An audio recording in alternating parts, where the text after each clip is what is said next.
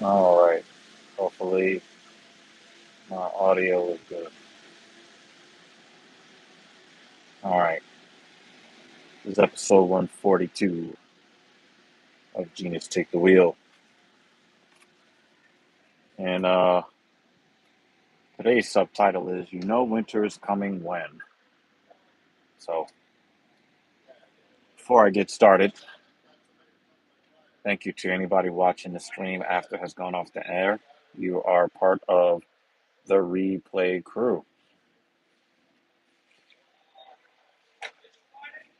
Oh, hit the like button and all that other stuff. We got Kratos in the building early.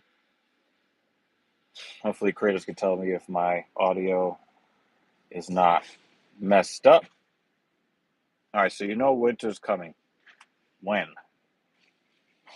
You leave the house in the morning and you have to wear one of these, a sweatshirt, because when you wake up, when you wake up, uh, it's under 60 degrees and the wind blows right through your soul.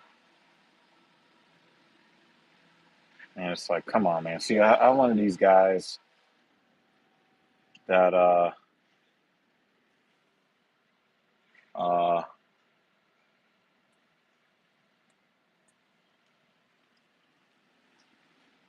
I'm one of these guys that I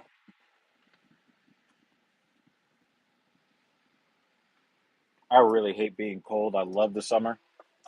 When the days start getting shorter and you wake up and it's in the 50s, oh man, it's like, come on, man. We just had winter. Can we just keep summer for like, I don't know, 9 or 10 more months? Keep the days long. Be able to wear tank tops outside, t-shirts. You wake up, you get ready. When it comes time to leave the house,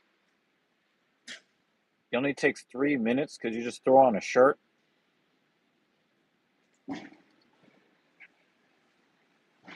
Ah, yeah, I woke up today. It was like 50 something degrees. And you know, when your body temperature is used to it being like 70 at night and it drops under 60, it's like, woo, it's cold. So I don't love it. I don't love it. Wow, she's cute. So there's a couple of things I'm going to talk to you guys about today. First off, let's have the autopsy for today's training. Uh, my stomach did not cooperate with me this morning, so I did not want to be interrupted in my training by my stomach. So yeah, it's 63 degrees right now, Kratos, here in New York. But when I got up, it was like 57. Uh, so, you know, that sucks. I was up at like 5:30 this morning. Yeah, there's a couple things I want to talk about. First of all, let's talk about today's training. While I sip on this post-workout protein that I definitely did earn today, I try to vacate my bowels um, before I left so that I could just train and not having to worry about. Oh, and Kratos, please hit the like button for me. You know this YouTube algorithm. Um, uh, my stomach did not cooperate today, so I tried to use the bathroom before I left the house, and my body was like, "Nah, we know the importance of getting out of the house today, but we're not going to make this easy." So I did what I could do. I take my pre-workout, right? I take the pre-workout.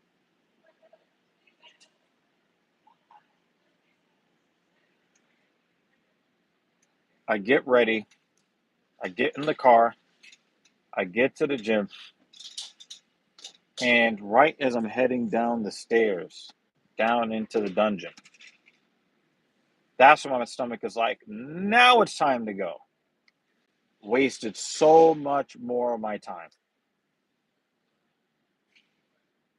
So what it did was it forced me to improvise a little bit, and with much less time available to me today than usual, I decided that I was going to lean into the pain, cut my rest periods down tremendously, and just soak up the pain. And it worked out for me.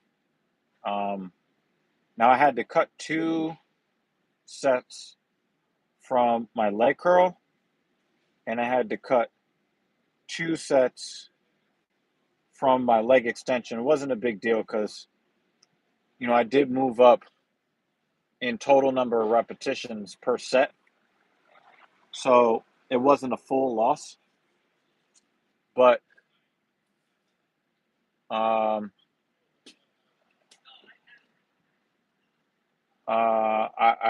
I did my 36 reps on the leg press at 455. I did the leg curl at 150 pounds, 2 sets of 7. Hey, the car guy is here. What's up? Um, I did 4 sets of 7 at 245 on a hack squat, and I did 2 sets of 7 on a leg extension at 190. Yeah, car guy. You're free to tell me anything you want, and we'll discuss it. I have other topics to address, but I will definitely address your comments today, like I always do. So you never have to ask. You can always say what's on your mind here on the DEG channel. So I have much less time to get this stuff done, so I had to kind of be judicious because these guys love dropping $115 tickets out here.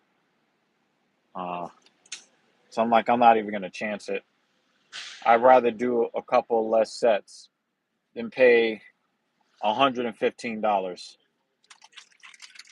So fuck that.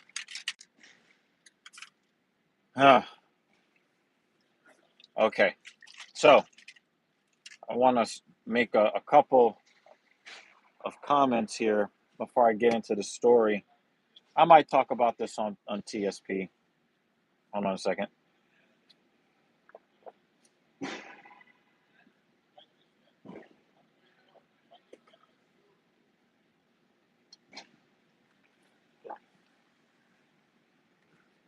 Uh-oh. Don't want to spill any protein on my shirt. Oh, good. Didn't spill any protein on my shirt. Yet.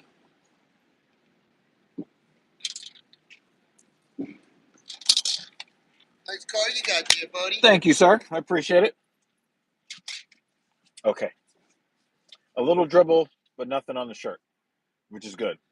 All right, let's see what the car guy has to say before I pull off. So I went to the store and got some spicy chips and got the last one and went home to try them, and it was super spicy, so I challenged myself to finish the whole bag. And I finished it, and I went crazy. I was barking at my pet cat because I was that crazy because of the spice. And here in America, they had like this bag of chip that this 14-year-old boy ate, and it's supposed to be like some ghost pepper, which at the time was the highest on the Scoville scale, which is like spice heat. Where at this point you're not even like eating the chip because it tastes good and it's spicy. It's basically you're trying to endure as much pain as, yes, it's the one chip challenge, right? You're basically just trying to endure as much pain as you can, which I guess is a rite of passage for us men, but I think it's stupid. Just go to the gym and push heavy weight. Boom, there you go. There's your one chip challenge. To do 36 slow reps at 455 in a leg press, full range of motion. Do that. That'll give you more than enough pain, but you'll likely survive. This 14-year-old boy here in my city, he passed away from the one chip challenge. And I don't know if it was the capsaicin. I don't know if it was an allergic reaction. I don't know what ended this young kid's life. You would think at age 14, you have that cast iron stomach. I know I had a cast iron stomach at age 14, but I was never a glutton for punishment because I was a victim of extreme child abuse. So I had way more than enough pain. I didn't have to go out there looking for it. So it was really sad to see what happened to that kid, but I'm sorry that you had to bark at your cat. Um, it seemed like they coated your potato chips with jet fuel. Okay, so yeah, I really hate the cold. I really prefer it that it's warm. While everybody is suffering in 95-degree heat, I'm happy. And so I try not to talk too much shit to people who hate the summer, but I do bark at people when they complain about how cold it is after they just got finished complaining about how warm it was. So if you're one of these people that complain about how hot it is in the wintertime, how hot it is in the summertime, I do not want to hear from you. Um, I do not want to hear from you in the wintertime about how cold it is. Shut up. Okay, so there is a little something that's on my mind um, that bothered me. I watched a video from Peas World. He is a Caribbean guy that has a commentary channel that's RP aware, and um, he touched on something that this a statistic that the CDC just released that really made me feel sad. And this is my disclaimer here. Even though I am in a plural, unofficial, unlegal, not illegal, but unlegal marriage here in the United States because there are three of us in our marriage instead of just two. And only two of the three of us are legally married. In my case, the ladies are legally married to each other. Neither one of the women that I am with are black. I just want to make that clear. One is Hispanic and Spanish, the other is Korean. Okay. But I want to make this very, very clear my stance. Um, I have never not been physically attracted to black women. Never not been. Like, there are girls that I had crushes on when I was in middle school, high school, after school, at work.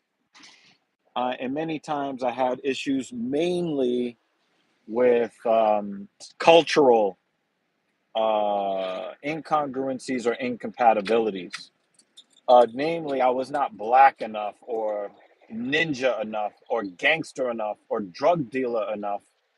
I did not do my part to harm the community in a way that would make me attractive to many black women in my age group from when I was a teenager all the way until I got with my first lady in my early 20s.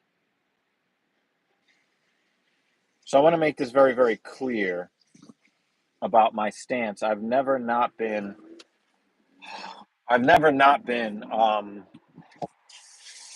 attracted to black women. And I know what a lot of the cultural issues are with modern black women today, and a lot of guys are basically exiting the American dating market in general. But black men that prefer black women are going to the Caribbean, they're going to South America, they're going to Africa and different places. They'll even go to the Philippines because the Philippines are like the women there are like the black women of Asia, we'll say. Okay. Um, so I want to make it very clear that I have always been attracted to black women. And in fact, I was reminded by how much I am attracted to them by a woman that just walked past me like 10 minutes ago. She looked like she was in her mid 30s, possibly even early 40s. And I looked at her and my heart did skip a beat. And then, but I was reminded by this statistic that the CDC recently released that made me feel very close to depressed.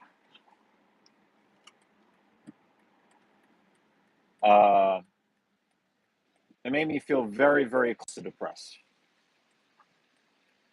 And that statistic is something like 48 or 49% of American black women aged 18 to 49 have HSV 2, or colloquially known as genital herpes. And I did not know this until I watched this video and saw the statistics, but it turns out that women who are positive for HSV 2, aka genital herpes, have a 3 to 5 times greater chance of transmitting HIV through vaginal intercourse. And that just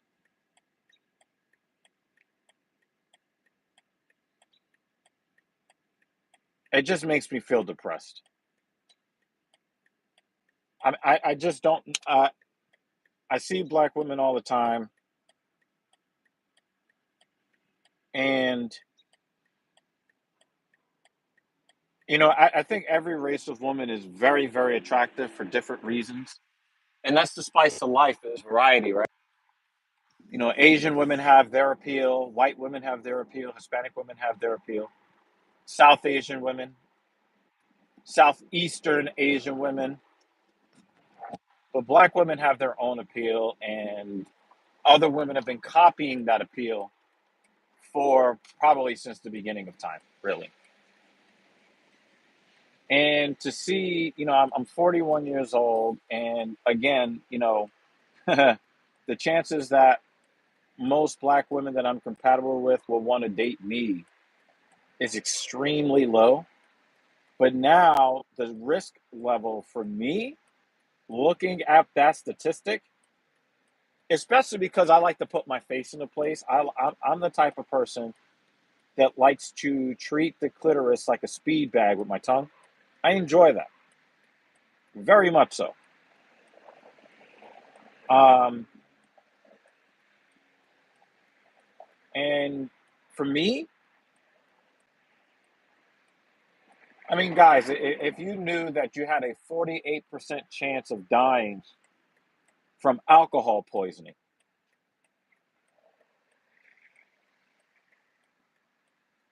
would you go on that bender? If you had a 48% chance of breaking your leg on a heavy squat, would you squat?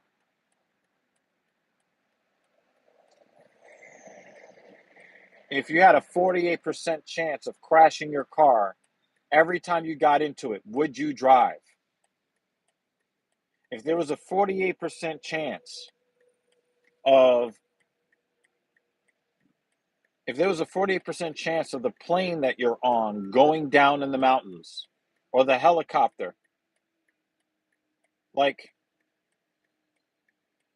would you I just I think that we all take a certain amount of risk when we go out there into the world, you know but I think that there's a certain amount of there's a certain amount of risk that people will find reasonably tolerable. Like if the Rona had a 48% chance of taking out everyone that got infected, all the America, my freedom people would have stayed in the house and would have closed all the windows and would not have come out for 5 years. But when the Rona first started, it was only taking out 2% of people.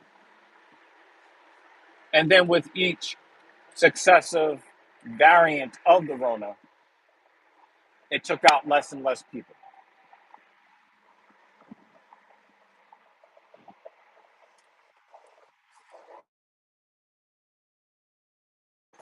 Now, the numbers, so that's roughly 1 in every 2, right? In the United States, adults across the spectrum, we're talking about male and female, all races, 1 out of 6. So we're talking about 17.5% of American adults. 17.5% of American adults are carrying around HSV 2, aka genital herpes. 17.5%, but 48% of black women. And the thing is, what you also can infer from that is that you'll likely find that the rates of black men that have HSV 2 are probably going to be considerably lower than the women who are walking around with HSV 2. So when you look at the unwedded birth rates between, from black women, like 80%, 70 to 80% of all children born to black women are born out of wedlock. Um, but I think 54% of black men don't have children at all. That's a problem. And then, there's of the 44% of black men that do have children, a pretty decent percentage of those men had children inside of wedlock. So you have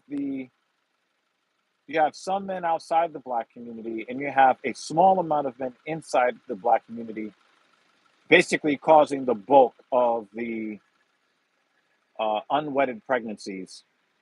And the CDC was very clear when it singled out this one particular sub-demographic for the high genital herpes rates, did not mention black men.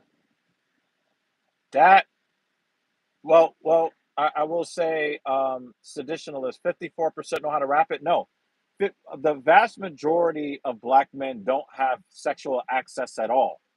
I know the world would like to call them incels, but we don't need a special term for male incels. It's just being a male. The vast majority of men in general do not have sexual access because women really are only attracted to a small percentage of men.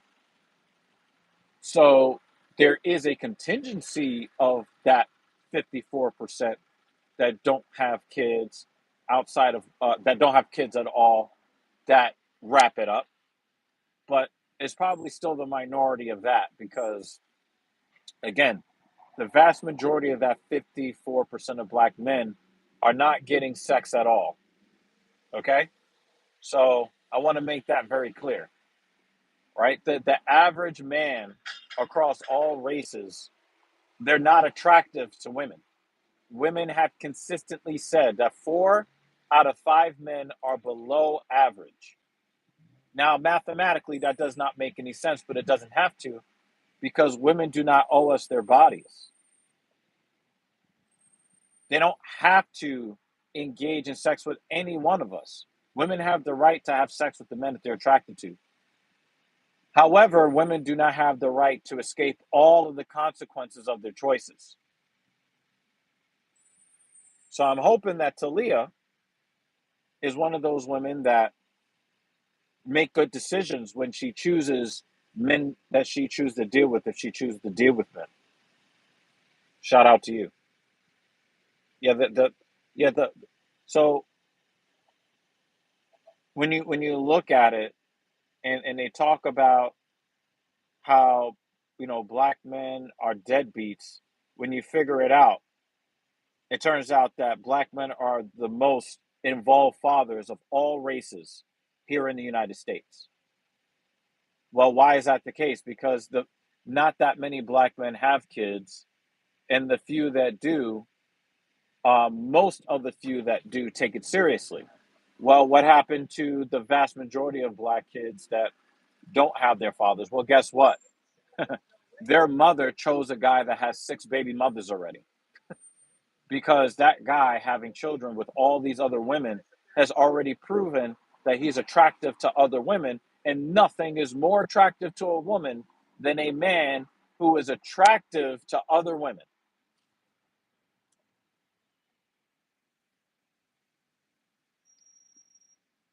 Oh, well, you don't want it, so I guess I'll close the gap. There is not a man on the planet that is more attractive than a man that the majority of other women find attractive. So you would think that a guy that has a bunch of kids that he doesn't take care of would be unattractive. No. For a lot of women, that's a sign that that is the guy to sleep with. And the thing is, now you, oh my God. Oh man. To answer your question, the card guy go live again on Saturday morning. Seditionalist says men play life on hard mode. 54% don't know how to get access to the bonus levels. Not 54%. I'd probably say maybe 4 out of 5 of that 54%, 80% of that 54% don't know how to access the bonus levels. Not because of the stereotype that black kids grow up without fathers and therefore decide to be extra invested with their own children. I mean, that could be part of it.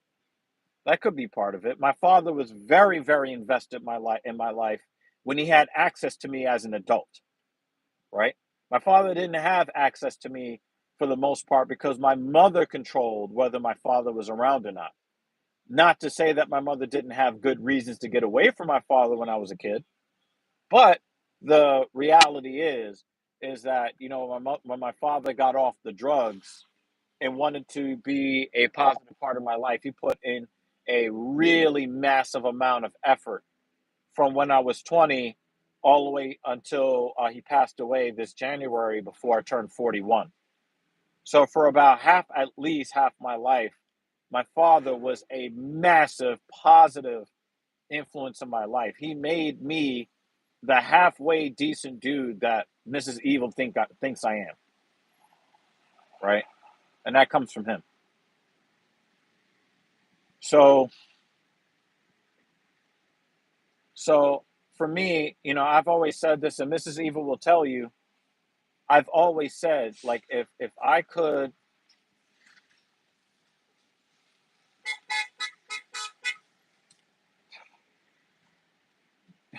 dude, I'm in this lane.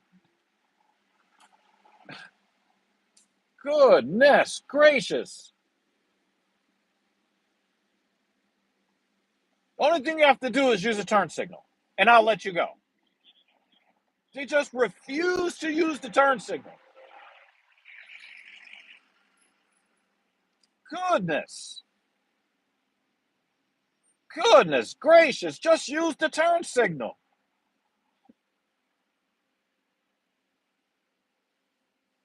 I hate honking my horns, traditionalists.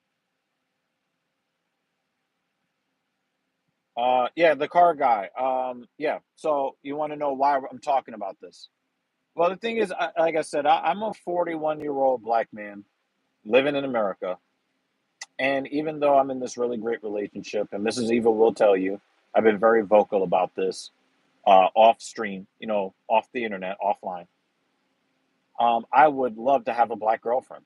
I would love to spend time with and share ideas and experiences. Um, up until this point, I have been more than willing to meet a black woman that is socially compatible with me. Um, I would love that, but I I seriously have to think thrice because I 48%.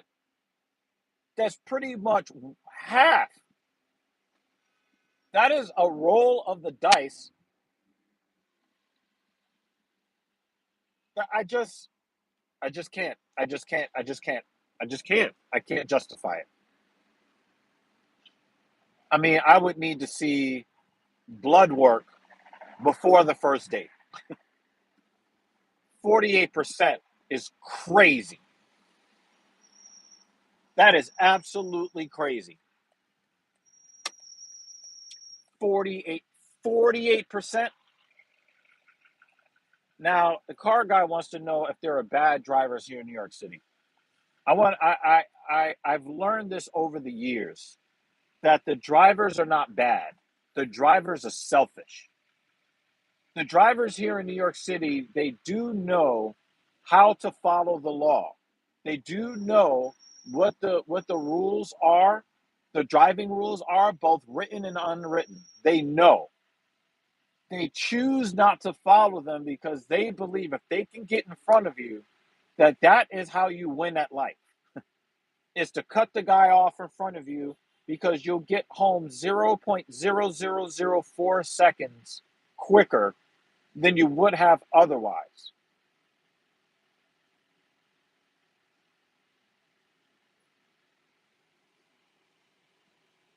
Seditionalist says blood work from Afro American women freely accessible before first date equals Project 2020 25. I don't know what that means. I've only heard about Project 2025 in terms of like conservative versus liberal politics. I don't really know anything about any of that stuff. Um, and I want to make it really clear too, like let me make this very, very clear. I am all for women's empowerment. I believe that women should be able to do anything they want to do with their lives. What I do not advocate for is women empowered to make any decision, good or bad, and evade the consequences of those decisions. That's not what I'm for. So if you want to make bad decisions that harm you and the people around you, I am not feeling sorry for you. Oh, poor baby, she got HSV 2. Well, she wanted to have sex with the same guy that all the other women were having sex with because of the reasons that women choose. And the women are not choosing, wow, that guy went to college and he volunteers and he treats everybody with respect. Wow, that makes me so wet. No, no, no, no. That's not what's making them wet. What's making them wet is, they're a rapper. They're a drug dealer. They're a gangster.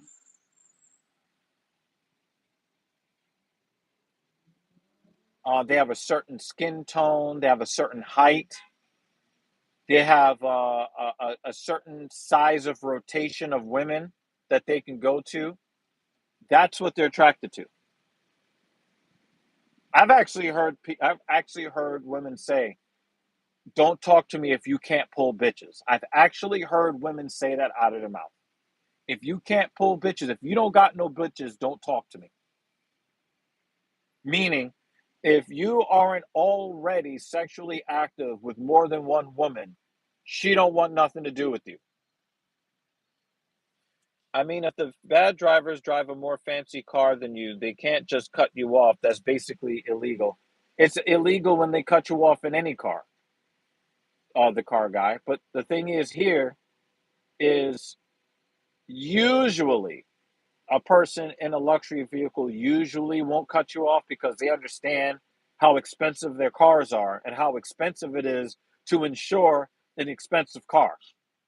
But there's been a couple of times. I think this actually happened to a famous comedian here in New York City. Tracy Morgan had his $2 million.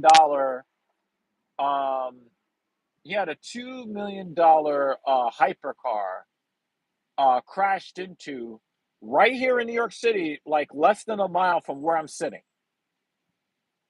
Actually, about a half a mile from where I'm sitting.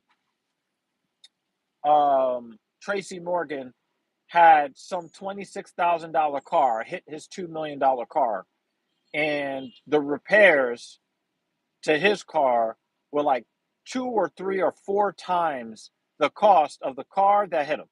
And I'm talking about the MSRP of the car that hit him. Not worth it. So anyway, so where does this leave me as a person that is non-monogamous but is interested in dating black women? It just makes me more reticent. And you can say that, I'm showing hatred or whatever, but um, again, I asked you earlier in the stream if um, if there was anything that you did in your regular everyday life that carried a 48% chance of you being maimed or unalive, would you still do it? I think 99.9995% of people would be like, you know what? Not worth it, right? The only people that would take the 48% chance are the type of white people that go paragliding and skydiving and walk tight ropes and do evil Knievel type stuff. Those people love to live on the edge. Do the people that ski on black diamond slopes, people who rob banks that have armed security guards in them, the type of person that will steal a police car, those types of people are going to take the chance of 48%, that 48% chance of tragedy happening and take those odds. I'm just not one of those guys. I'm just not one of those guys.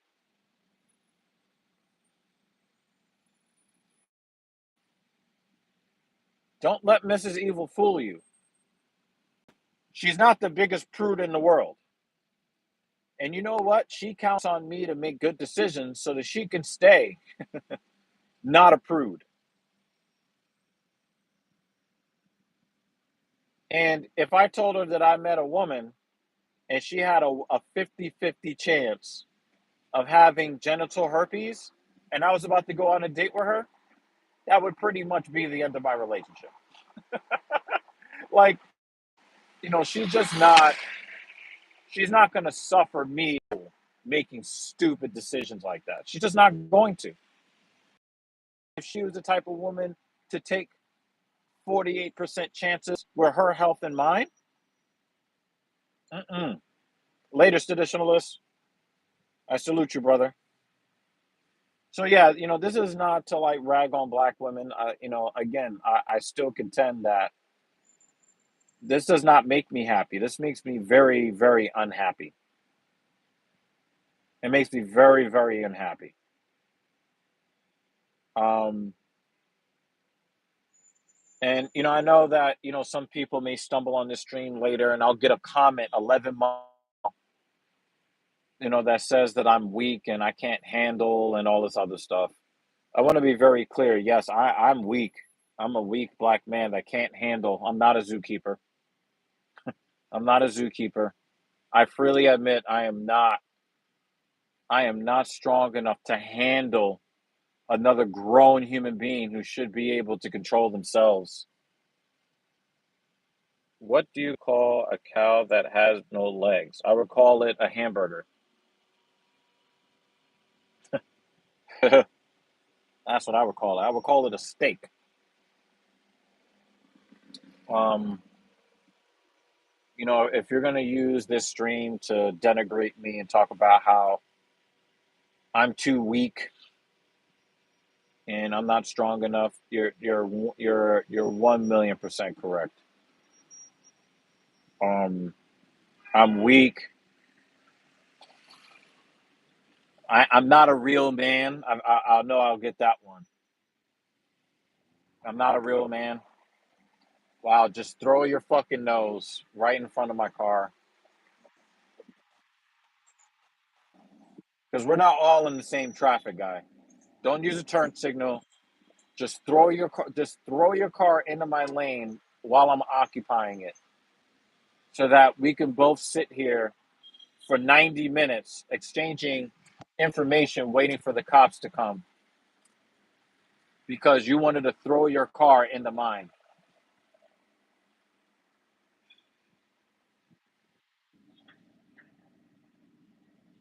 Ground beef, absolutely, absolutely. Mrs. Evil, no, that's true because we had some ground beef yesterday. She made some hamburgers, spiced it up real nice, put some Japanese barbecue sauce on it with some, I don't know, some cheese that wasn't normal. Some good ass hamburgers last night. See, yeah, she just said that. Yeah. Um, yeah, I know I'm going to be told that I'm not a real man, that I can't handle a strong black woman, um, that I'm gay. I know I'm going to be told that. Whatever you think I am, I'm weak and all of that stuff. Um, cool. Cool story.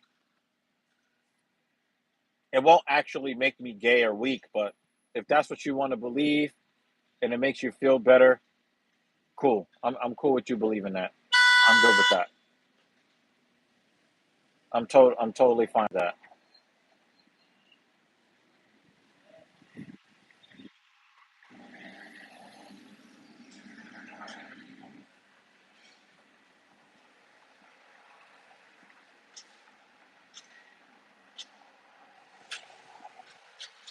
But yeah, I'm just. I have a really great relationship. We trust each other. We know that we're not out there, shit. And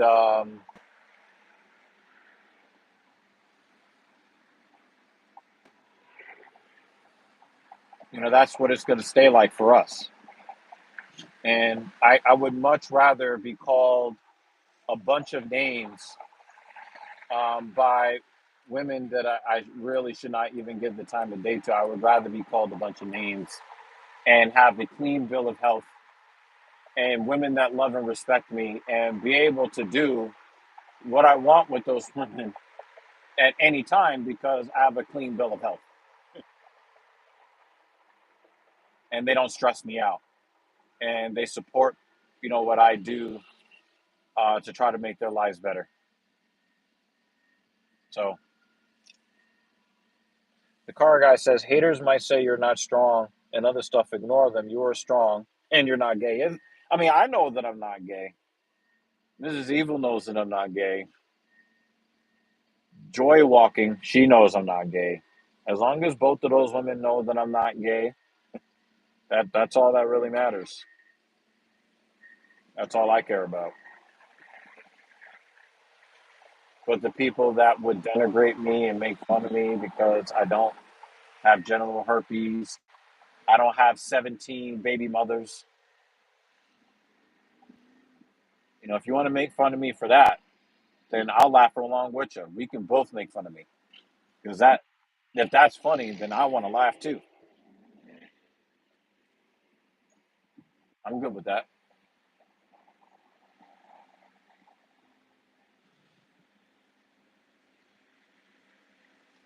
I'll get to your comment in a second. The car guy got some traffic stuff going on over here.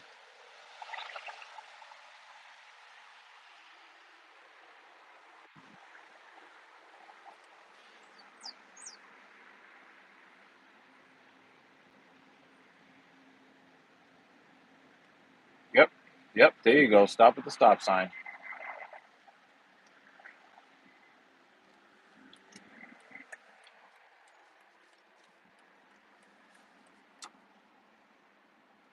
All right, let's see what the car guy has to say. You should buy a car that you will take it to the gym on your gym days. A Volkswagen Passat wagon will be good. I take this car to the gym. I take the other car to the gym.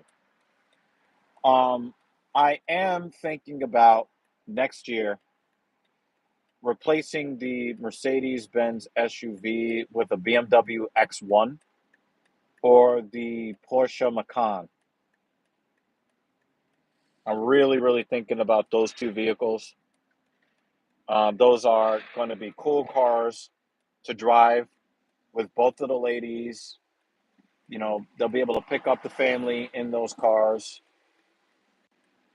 and not be too cramped. And, you know, the passengers in the back won't be too cramped.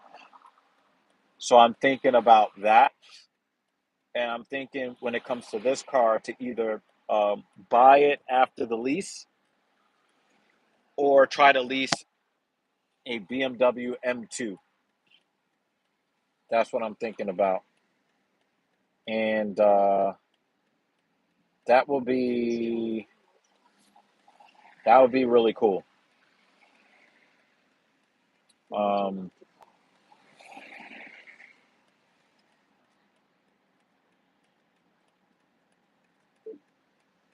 that would be very cool if I could do that. So what about you buy a Volkswagen Passat wagon as a daily driver? No, no, I'm not. I'm not interested in that at all. It will be either the like I'm saying like right now to replace the Mercedes Benz, it will be either the BMW X1 or it will be the Porsche Macan. Um, I'm not interested in a Passat at all.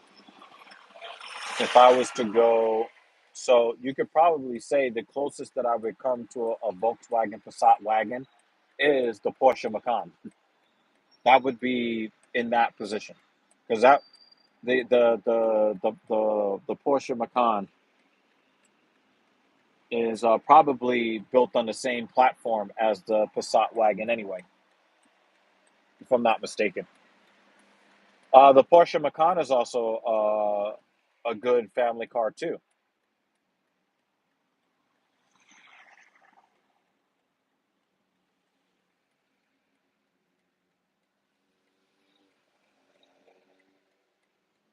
The Porsche Macan is likely to be a lot faster than the Passat though. So if I'm you, I would uh, I would test drive a Porsche Macan, and then you'll understand why I would prefer that to a Passat. Um, yeah. So that's where I'm at with it today. A really sad day for me.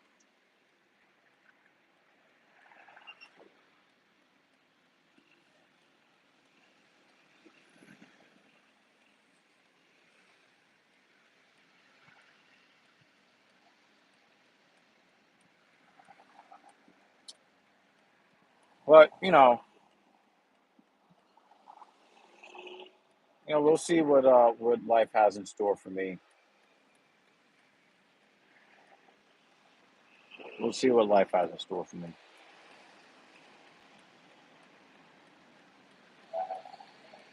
All right, I'm getting up out of here, y'all. My legs really hurt, and I think I'm just gonna go straight to hitting some back work and some biceps. Then I'm going to eat breakfast, and then I might pass out. Yep, I might pass out. Bro, if you would ask me, would you rather take a Bugatti Veyron or Veyron or a Volkswagen Passat? I'm taking the Passat. I would agree with you on that.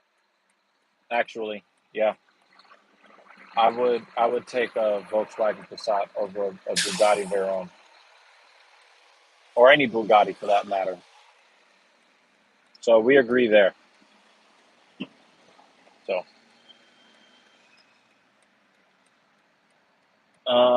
breakfast, note out after back. Breakfast now or after back. Get rid of the car and then go right into the gym and wow, what the hell just happened? Anyway, my YouTube app is starting to mess up, so let me get out of here. Thank you everybody for watching the stream today.